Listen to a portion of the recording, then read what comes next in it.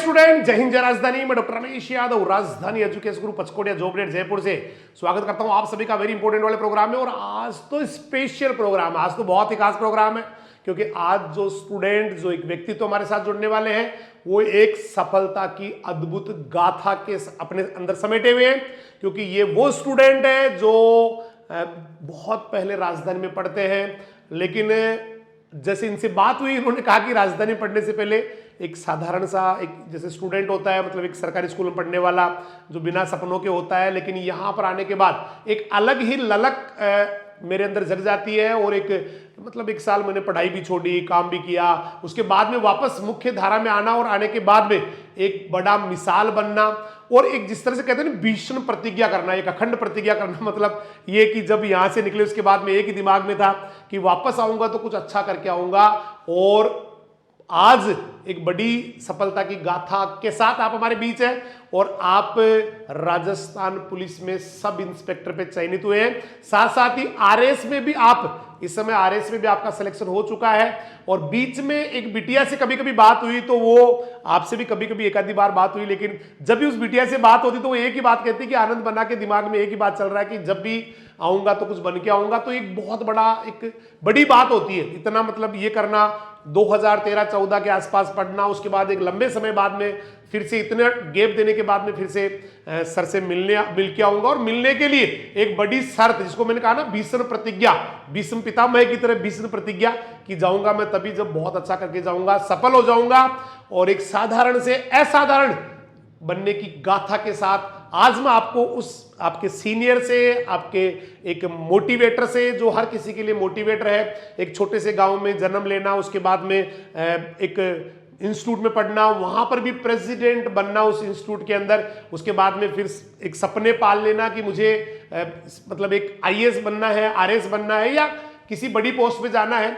और साथ साथ ही तीनों पोस्ट, अभी 2-3 जो वैकेंसीज है उनमें बहुत एक बड़ी अच्छी रैंक के साथ आपका सिलेक्शन हुआ है। थोड़ा सा आरएस वाला प्रोसेस बाकी है, तो आरएस भगवान से प्रार्थना है जल्दी जल्दी वो सपना भी पूरा हो। मतलब मैं आपको जो जिन बना से आपको मिलाने वाला हूं इस समय, वो सब इंस्पेक्टर आनंद सिंह जी राठौड़ है, लेकिन जल्दी हो सकता है एक एसडीएम आनंद सिंह जी राठौड़ हो या एक आरएस आनंद सिंह जी राठौड़ हो। ऐसी शुभकामनाएं हमारी है।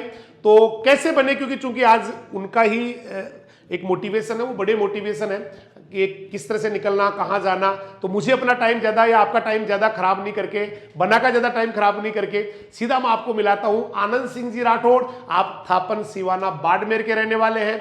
कुछ समय हम लोगों ने साथ साथ बिताया, बना के साथ हमें रहने का मौका मिला, या यूं कहे बना इधर रहे।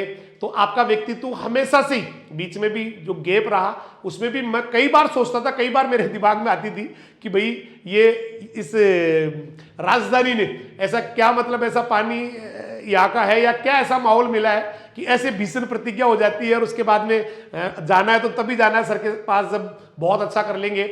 और ये अच्छे व्यक्तित्व के धनी, देखिए मैं आपको बता दूं, उस समय भी आपका व्यवहार और आज भी वही शालीनता, वही एक जबरदस्त वाला जो व्यक्तित्व है, वही एक हम्बलनेस है, वो सबके लिए मिसाल है। तो मैं चाहूंगा ज्यादा लंबी बातें मैं नहीं करके सीधा आपको बना से मिलाता हूं।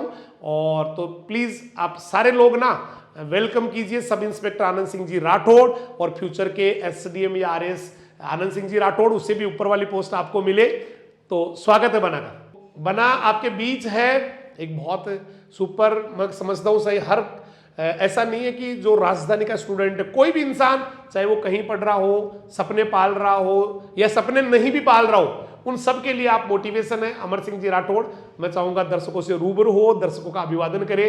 आनंद बना सर का बहुत बहुत धन्यवाद। सर ने मतलब 2014 में जब मैं गांव से 12th करके आया, सर को सीधा फ़ोन किया, सर खुद ही लेने आए थे, मुझे याद है। हाँ, ये घटना भी वो बच्ची बता रही थी कि बना कहते हैं कि वो एक बात तो मैं कभी भूल ही नहीं सकता। मुझे, हालांकि मुझे याद नहीं है, मैं तो कई बार अब जाता हूँ, लेकिन अब ये इनका ये कथन था कि हो सकता है सर किसी और को भी ले जाते हो, लेकिन मेरे लिए तो एक बड़ा टर्निंग पॉइंट था कि मैंने फोन किया और सर खुद ही गाड़ी लेके स्टैंड पे आ गए और मुझे लेके चले गए।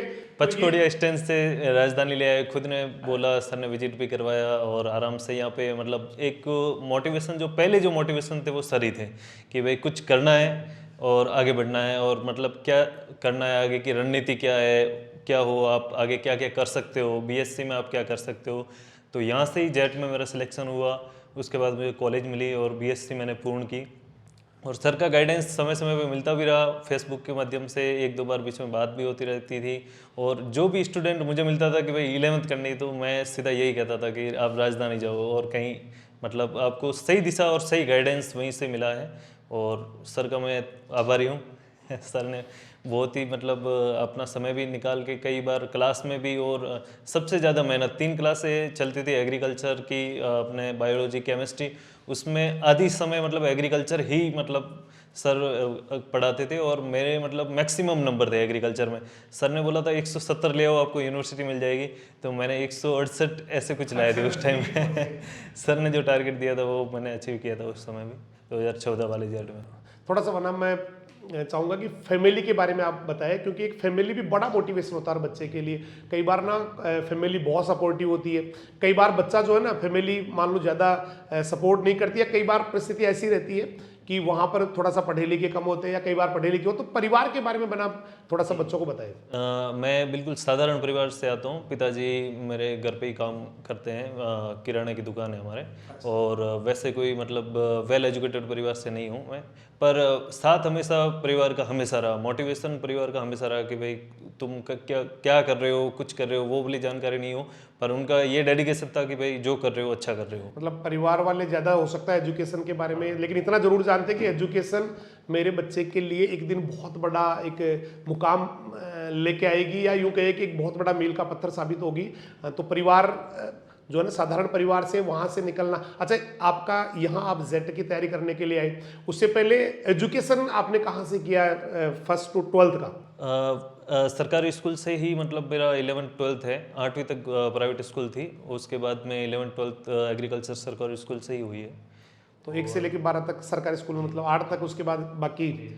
तो वहाँ से जब आए तब क्या सोच के आए, और जब राजधानी में आप रहे, तो पहले तो राजधानी में रहे उस समय का अनुभव थोड़ा सा बच्चों को बताएं किस तरह से था। भाई यहाँ पे अभी अभी मेरे को बता रहे थे बना कि आप सर यहाँ पे इस तरह से था, मैं 500 पता नहीं 512 नंबर में ऐसे रहता था, और ये सारा तो मैंने कहा आप दर्शकों के सामने बताना जो बताना। नहीं, ये बात थी कि मैंने 12th के बाद 1 साल का गैप लिया था, मैं साउथ चला गया था, वहाँ पे मतलब थोड़ी सर्विस भी की मैंने। फिर सर का पोस्टल, पहले राजधानी के पोस्टल ऑर्डर आते थे घर पे, तो वो आया हुआ पड़ा था, तो मैं सीधा घर आया तो वही मतलब पढ़ा देखा, तो मैंने कहा मैं फ़ोन करता हूँ, तो फ़ोन किया।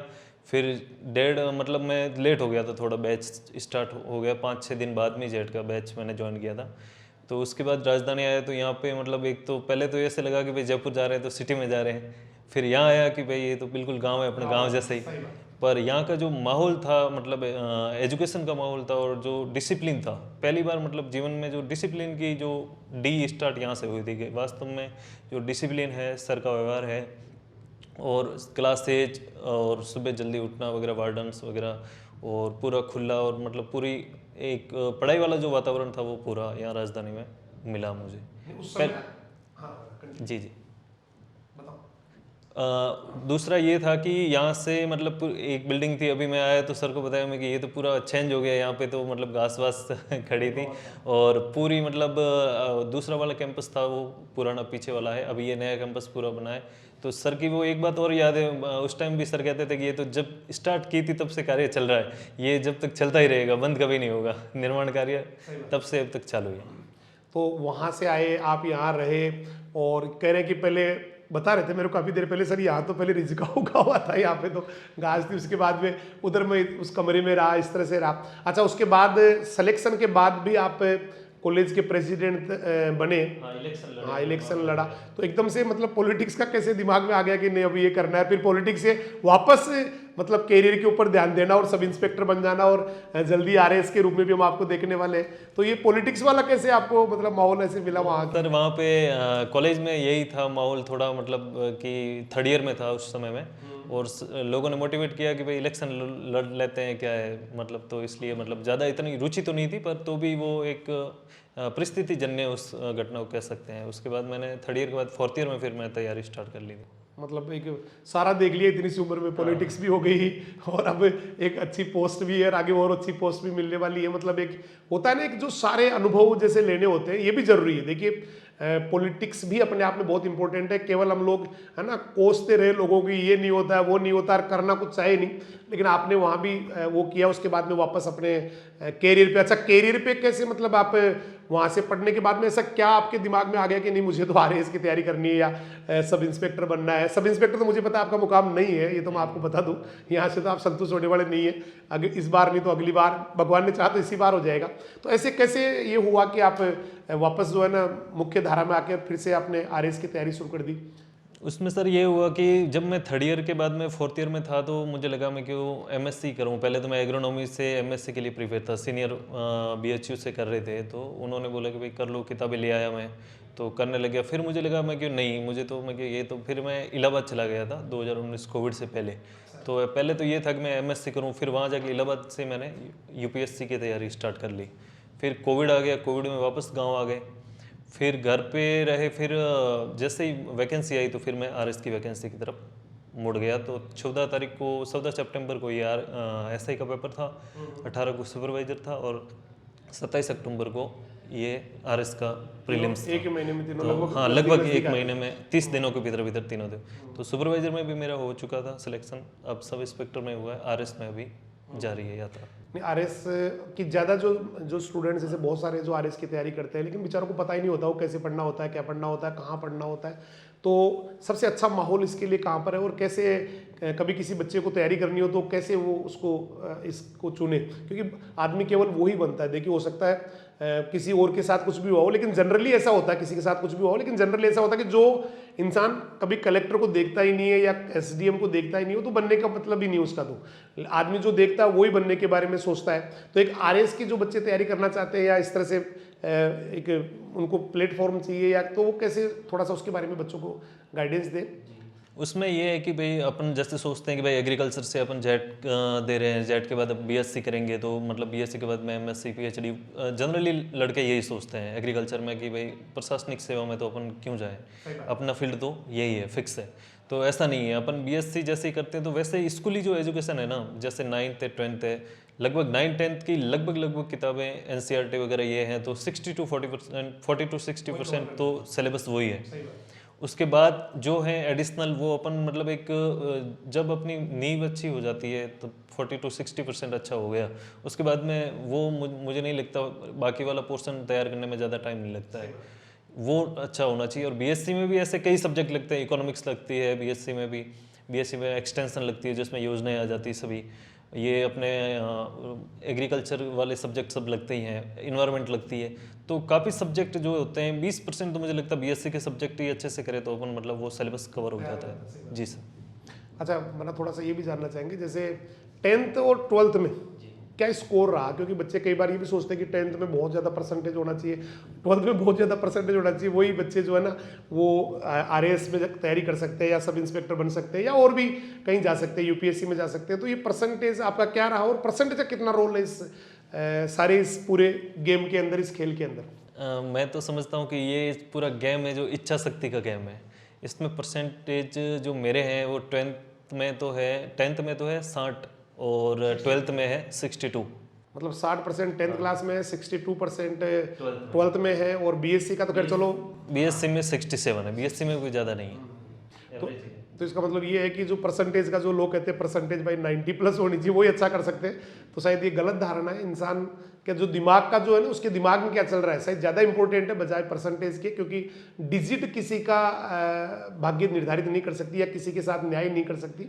आदमी का दिमाग, आदमी की जो सोचने समझने की क्षमताएँ हैं वो बड़ा ही अहम रोल अदा करती है इस पूरी सक्सेस में। अच्छा, कुछ बच्चे बहुत सारे ऐसे भी होते हैं जो ग्रामीण परिवेश से होते हैं और जिनको सही माहौल नहीं मिलता या वो इसके बारे में कभी विचार ही नहीं करते। तो एक गांव के बच्चे को कैसे मतलब कहाँ जाना चाहिए पढ़ने के लिए, कैसे तैयारी करनी चाहिए, एक सर्किल कैसे ढूंढना चाहिए? देखो, पहले तो बात है कि बड़ा ही सोचना चाहिए, मतलब छोटा नहीं सोचना चाहिए कि भाई 12th हो गई, ग्रेजुएशन हो गया कि कांस्टेबल की तैयारी करते हैं। नहीं, कम से कम आरएस की अपन लेके चले तो कम से कम वो धीरे कोई ना कोई वैकेंसी क्लियर हो जाती है। दूसरा ये है कि अपन मतलब ये होता है कि भाई 10वीं कर ली, 11वीं में कहीं पे चले गए वगैरह, ये एक 10th के बाद में जिसको जो अच्छी रुचि लगती है कि भाई मुझे आर्ट्स लेनी चाहिए, साइंस लेनी चाहिए, तो विशेष रूप से उसको वो 11th-12th की मतलब अच्छे से पकड़ होनी चाहिए कि भाई हाँ ये आगे, क्योंकि आप आर्ट्स लोगे फिर बीए में प्राइवेट कॉलेज जाते नहीं है, रूटीन रहता नहीं है, तो बीए मतलब 3 साल तक वो थक जाता है कि चलो यार कुछ पढ़ाई तो हुई नहीं। बीएससी वगैरह करते तो उसमें सेमेस्टर सिस्टम होता है, तो लगभग पढ़ाई के टच में रहते हैं, मिड टर्म होते हैं, एग्जामिनेशन होते हैं, तो उससे लगभग पढ़ाई के टच में रहते हैं, तो मतलब आदमी थकता नहीं है कि भाई अभी इतने पढ़े हैं तो एक बार और जोर लगा देते हैं। सही बात। जी सर। अच्छा बनक, जब आप चलिए आरएएस तो आप बनने वाले हैं, सब इंस्पेक्टर तो बन ही गए, लेकिन जब आप ये सब इंस्पेक्टर आरएएस या दूसरा जो सुपरवाइजर इनकी तैयारी करते थे, तो आपको यूँ हमेशा ऐसे लगता था कि भाई मैं बन ही जाऊंगा, या कभी कभी ऐसे नेगेटिव थॉट भी आते होंगे भाई यार छोड़ना, अपन ने गलत पंगा ले लिया? और मेरे हिसाब से तो देखो दुनिया में शायद मैं जो अपना मानता हूँ, जो भी मैंने अभी स्कूलिंग किया, कोचिंग क्लासेस किया, तो न जाने कितनी बार ऐसे विचार आते हैं यार क्या पंगा पाड़ लिया, पता नहीं उससे बढ़िया तो अपन वही कर ले। तो ऐसे कभी नेगेटिविटी भी आप यहाँ आई क्या भाई पता नहीं कर पाऊंगा नहीं कर पाऊंगा, एक इस तरह से मतलब हुआ क्या कभी? सबसे पहले तो आपने एक बात बोली थी कि भाई मैंने गांव में मतलब स्कूल स्टार्ट की थी, तो सब गांव वाले लोग बोलते थे कि भाई गांव में क्यों की है, सिटी में करता, जॉबनेर करते या जयपुर करते तो उसका स्कोप अलग होता। तो आपकी जैसे जिद थी कि नहीं मैं पूरे राजस्थान के बच्चों को यहाँ ले आऊँगा, तो मैं भी पढ़ते टाइम सिलेबस और मैं खुद दोनों वार्तालाप करते हैं कि भाई नहीं मैं इतना पढ़ लूँगा तो होना तो हो ही, मतलब इतना ये जो सिलेबस में दिया है उतना कर लेंगे तो होगा, सिलेक्शन तो होगा, ये तो मतलब मतलब इच्छा शक्ति थी। हाँ मतलब कभी नेगेटिव थॉट आया तो भी वही नहीं करके आते हैं नेगेटिव थॉट आते हैं, लगातार पढ़ते हैं तो ऐसा लगता है कि यार मतलब ये पढ़ रहे हैं सही पढ़ रहे हैं गलत पढ़ रहे हैं, होगा नहीं होगा, वो तो आते ही हैं, वो हमेशा उसको तो फिर वो मतलब टाइम टू टाइम मैनेज कर देते हैं, चलो अपन करते तो सही है, एग्जाम तो देते हैं, इवन एग्जाम के एक दिन पहले भी लगता है कि यार होगा नहीं यार, मतलब बहुत बाकी रह गया, जो जितना अपन को करना है उतना किया नहीं, पर तो भी वो उसको धीरे धीरे मैनेज हो जाता है। मतलब जो 1 नंबर रैंक आने वाला है ना उनको भी डर लगता है, जिसके नंबर 1 रैंक आते हैं ना उसको भी डर लगता है पता नहीं क्या होगा, होगा कि नहीं होगा। और हर इंसान ना बहुत क्षमताओं के साथ आता है, मैं तो अक्सर कहता हूँ। अब कुछ लोग समझ पा रहे हैं उसको, कुछ नहीं समझ पा रहे हैं। जैसे बनाने कहा कि आदमी की सोच तो बड़ी हो, कम से कम भाई ये तैयारी करनी है, तो कम से कम जो बाकी जो है ना वो तो उसको ज़्यादा दिक्कत आएगी नहीं, एक बहुत बड़ी बात है। और हम लोग एक्चुअली क्या होता है, एक दार्शनिक थे, फिलोसोफर थे अमेरिका में, बहुत बढ़िया है, उनका नाम तो एग्जैक्टली मैं मिस कर रहा हूँ। तो उनसे किसी ने पूछा कि भैया आदमी के साथ सबसे बुरी चीज़ क्या है, what the worst thing with a man. तो उन्होंने काफ़ी देर मतलब 1-2 मिनट सोचने के बाद जवाब दिया कि आदमी सोचता नहीं है। और ये बहुत बड़ी लाइन है, आदमी सोचता नहीं, क्योंकि हम लोग केवल वही करते हैं जो बाकी लोग करते हैं। जैसे हमारे घर से या ढानी से कोई आदमी पटवारी की तैयारी करने जा रहा है तो हम लोग पटवारी की तैयारी करने चले जाते हैं, या फला चीज़ के लिए जा रहा है, मतलब अपने दिमाग का इस्तेमाल ज़्यादातर लोग नहीं करते हैं। 96% लोग तो ऐसे इस तरह से एक आम आदमी की तरह जी के चले जाते हैं, केवल 4% अपने लोग अपने दिमाग का इस्तेमाल करते हैं। तो क्या ये मतलब एक भेड़चाल चलना चाहिए कि कोई और तैयारी कर रहा है वही तैयारी करे, या फिर अपने दिमाग का खुद का डिसीजन लेना चाहिए? बना थोड़ा सा इसके बारे में बताएं। उसमें ये थोड़ा तो अपने खुद का आकलन कर लेना चाहिए कि ईमान कई लोग होते हैं जिनके परसेंटेज बनते नहीं है पर वो पढ़ते भी नहीं है। उनको खुद का आकलन कि मैं वास्तव में पढ़ा हूँ या नहीं पढ़ा हूँ, यदि पढ़ा हूँ तो कम बने तो कारण क्या रहे हैं, या नहीं पढ़ा हूँ तो कम बने तो कारण क्या रहे हैं। खुद का एक सेल्फ असेसमेंट कर लेता है तो उसको लगभग खुद ही मतलब सबसे ज़्यादा जो ईमानदारी होती है वो व्यक्ति के भीतर ही होती है, खुद से ईमानदारी से। हाँ, तो खुद ही वो अपन को पूछ लेगा कि मैं पढ़ा हूँ, मेरा रिजल्ट सही रहा है या गलत रहा है। तो खुद असेसमेंट करके यदि उसको लग रहा है कि मैं बिल्कुल कम पढ़ा हूँ और परसेंटेज अच्छे बने और मतलब बिल्कुल मैंने ध्यान भी नहीं दिया तो भी ठीक ठीक कर रहा हूँ, तो उस व्यक्ति को मतलब जो टॉप मोस्ट उसको लग रहा हो, दूसरों को देखने की आवश्यकता नहीं। आज तो डिजिटल युग है, सब पता है कि भाई कौन सी वैकेंसी है, कौन सी वैकेंसी में क्या पात्रता है, कौन सी वैकेंसी में क्या सिलेबस है। तो उसको मतलब खुद को लग जाना चाहिए कि मुझे ये चीज़ करनी है और मैं कर बैठाऊँगा। तो क्षमताओं का वो सरलीकरण नहीं करके क्षमताओं का संवर्धन करना चाहिए। अच्छा बना, एक आज का जो जैसे कहते हैं ना, पुराने ज़माने में चिड़िया की आंख दिखती थी अर्जुन को, लेकिन बाकी लोगों को ना पत्तियां दिख जाती थी, किसी को टहनी भी दिख जाती थी, किसी को क्या दिख जाती थी। मतलब उस ज़माने के ऑब्स्टेकल्स अलग थे, उस समय के अलग थे। मतलब एक अच्छे टीचर नहीं मिलते थे, अच्छे स्टूडेंट्स नहीं होते थे, या पढ़ने का कोई माहौल नहीं होता था, कई बार इकोनॉमिकली बहुत प्रॉब्लम्स आती थी। मतलब उस समय की परिस्थिति अलग थी। आज के जो मेरे हिसाब से जो ऑब्स्टेकल है ना वो सोशल मीडिया है। आज जो है ना आदमी चाहता है कि मेरे जो है ना, छोटा सा बच्चा उसको देख लो, वो चाहता है कि मेरे जो है ना इंस्टाग्राम पे इतने फॉलोअर्स हो जाए, मेरे यूट्यूब पे इतने फॉलोअर्स हो जाए, या फेसबुक पे मेरे इतने फ्रेंड्स बन जाए, मेरे पेज को इतने लोग फॉलो करें। तो इस सोशल मीडिया का, मैं ऐसा नहीं कह रहा हूँ, इसका बहुत बड़ा फायदा भी है। जैसे बना कह रहे हैं कि आज के टाइम में कोई चीज़ देखना मुश्किल नहीं है, आपको सिलेबस देखना है, आपको कोई चीज़ समझनी है, तो हम लोग ना इलेक्ट्रॉनिक मीडिया, ये जो आपका पूरा का पूरा ऑनलाइन वाला जो सिस्टम है बहुत अच्छा होता है। लेकिन ये जो बाकी सोशल जो प्लेटफॉर्म्स है, तो ये मेरे हिसाब से तो मुझे जो लगता है कि मैं बच्चों से कहता हूँ बेटा 1967 में जो कंपटीशन था वो आज कंपटीशन है। क्योंकि उस जमाने में क्या होता था, लोग कम होते थे, अपॉर्चुनिटीज या नौकरियां ज्यादा होती थी। आज के टाइम में क्या है, नौकरियां बहुत ज्यादा है लेकिन सोशल मीडिया से दूर रह के जो ईमानदारी से तैयारी करने वाले हैं वो कम है। तो सोशल मीडिया का कितना इसमें जो है ना नेगेटिविटी है या पॉजिटिविटी है, सोशल मीडिया से बच्चों को किस तरह से दूर रहना चाहिए या इसको अपनाना चाहिए या कैसे जो है ना ऑनलाइन प्लेटफॉर्म को यूज करना चाहिए, थोड़ा सा बच्चे ये भी जानना चाहेंगे मैडम। जी सर, सोशल मीडिया मतलब जैसे ये फेसबुक, इंस्टाग्राम, व्हाट्सअप है वगैरह, ठीक है, तो इसमें जैसे फेसबुक है, इंस्टाग्राम है, तो इसका यूज़ नहीं है, मैं नहीं समझता इसका कोई फॉलोवर्स बढ़ा के, सही बात है, जब आप आरएएस या आईएएस बनते हैं तो आपके एक दिन में ही लाखों फॉलोवर्स बन जाएंगे। और दूसरे जैसे व्हाट्सअप है, मैंने कभी व्हाट्सअप बंद नहीं किया या फ़ोन बंद नहीं किया या कोई सोशल मीडिया के दूसरे जितने भी ऐप है वो बंद नहीं किया, क्योंकि वहाँ से अपन को जैसे ज़रूरतमंद अपने लोगों की जो ग्रुप है तो कनेक्टिविटी ज़रूरी है दुनिया से। ट्विटर भी अपन जैसे अच्छे से फॉलो करें, जितने भी गवर्नमेंट साइट्स हैं उनको फॉलो कर लेते हैं ट्वीट पे, जैसे अपन किसी दूसरे लोगों को फॉलो ना करके, तो अपन को जानकारी टाइम टू टाइम एकदम व्यवस्थित जानकारी मिलती है, ऑथेंटिक। और यदि अपन काम की चीज़ को फॉलो नहीं करके सब पूरी चीज़ों को मतलब जैसे बॉलीवुड एक्टर वगैरह उनका अपडेट लेना वगैरह वो सब चीज़ें फॉलो करेंगे तो फिर उसका मतलब आउटपुट है वो जीरो है और नेगेटिव आउटपुट है उसका।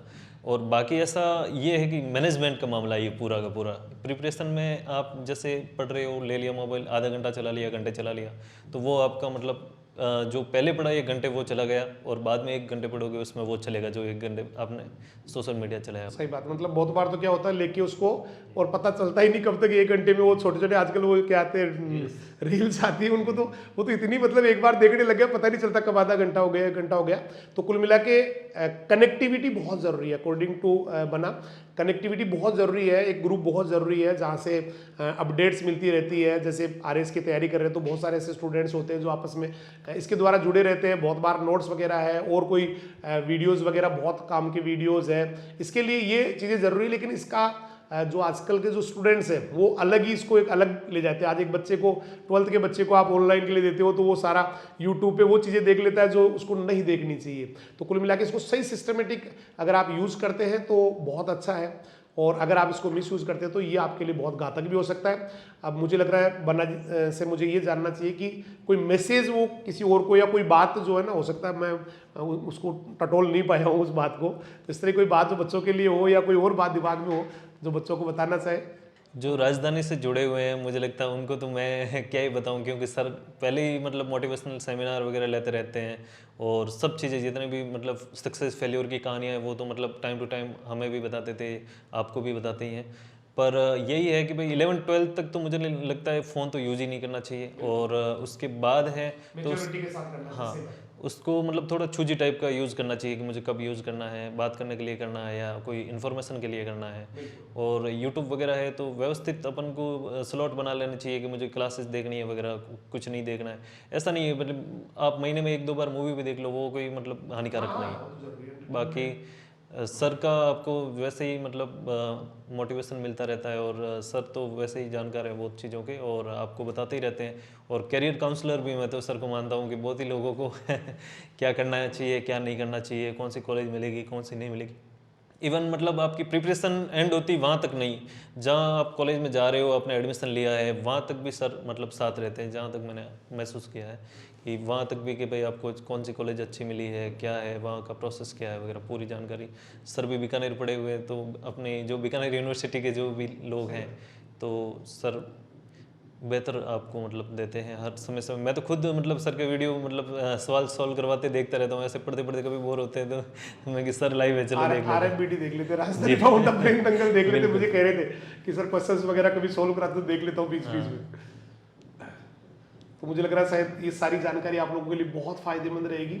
और अब हम सभी मिलके बना को देंगे शुभकामना कि आप आरएएस बने, आईएएस बने, और फिर से एक बड़ा इंटरव्यू हो जो सब इंस्पेक्टर आनंद सिंह जी राठौड़ के बजाय वो एक RAS IAS आनंद सिंह जी राठौड़ के रूप में हो। इन शुभकामनाओं के साथ सभी का बहुत बहुत धन्यवाद।